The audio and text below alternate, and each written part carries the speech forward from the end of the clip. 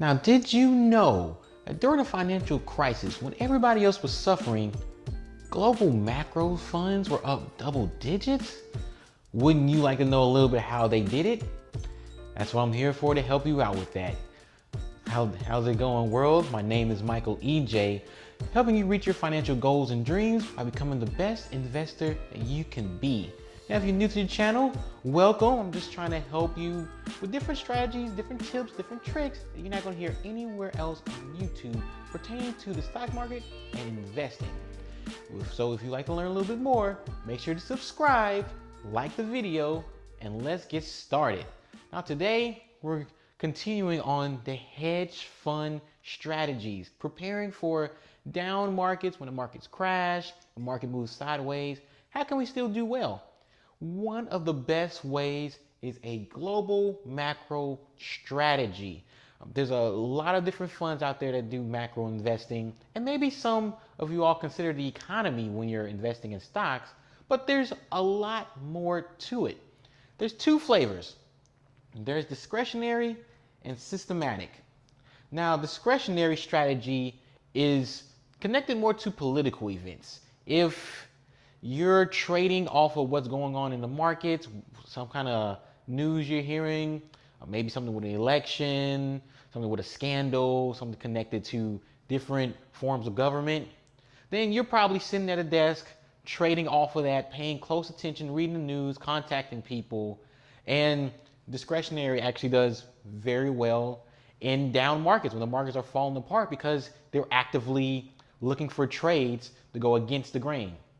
Systematic is more of what the quant macro hedge funds do, in that they look for both short-term and long-term trends in economic news and economic data, and they let that play out, and they essentially create a trading strategy around that. Now, in both of these cases, the goal here is to make trades that move coincidentally with the market or ahead of the market. Mainly the economy. Looking at the economy, how's the economy looking? What's going on with inflation? When will things go down? Or do we have too much debt? And then taking the connections with the economy over to the markets. And they don't do it just through the stock market. What makes global macro funds very interesting and very good to learn a lot about is that they move outside the stock market.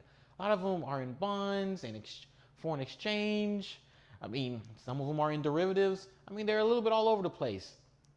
So if you learn a little bit of how they do it, then hey, you can protect yourself pretty well like they do when the market crashes. So how are we going to implement this? How can you implement this into your portfolio? Well, there's two routes you can go. You can go more of the discretionary route. And this is really good if you're either living in a country or you're a foreigner from a country that has, I would say, a lot of political turmoil or very interesting political climate. So there's different parts, for example, of South America and Africa and any country that you consider to be an emerging country where this is very prevalent. This would be very good if you are connected to things politically, if you understand the economics of the country, you can go more of a discretionary route.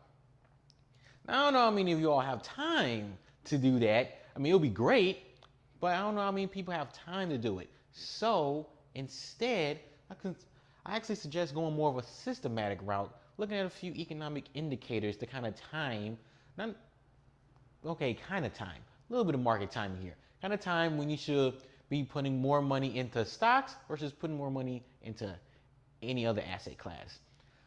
The way I usually do it, and I think it's very good, is I look at this one index, kind of solves it all for me, and it's the Economic Surprise Index, and it's put together by the Citigroup.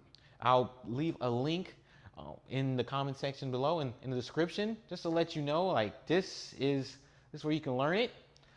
And with this systematic investing idea, what you do is usually the index really tells you when things are going above or below. Economic data is coming in above or below expectations. It's all about expectations in the market.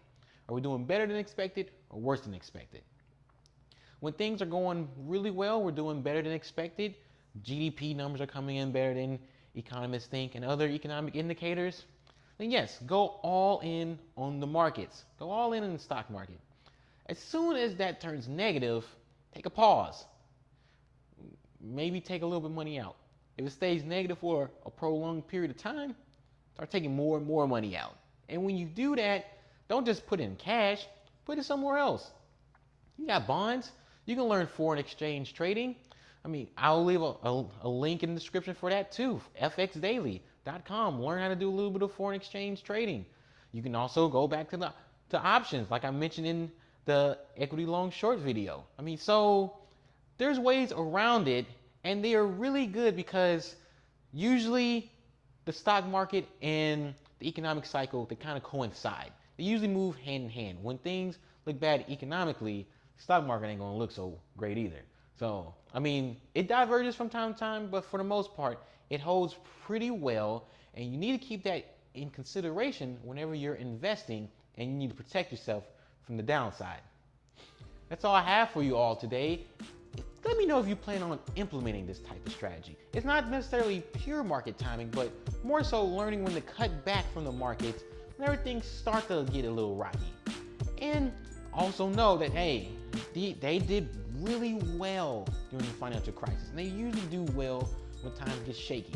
So if you want to know how to do well when times get shaky too, you want to learn a thing or two from these investors. Michael EJ here, helping you reach your financial goals and dreams by becoming the best investor that you can be. And I'll see you on the next one. Peace.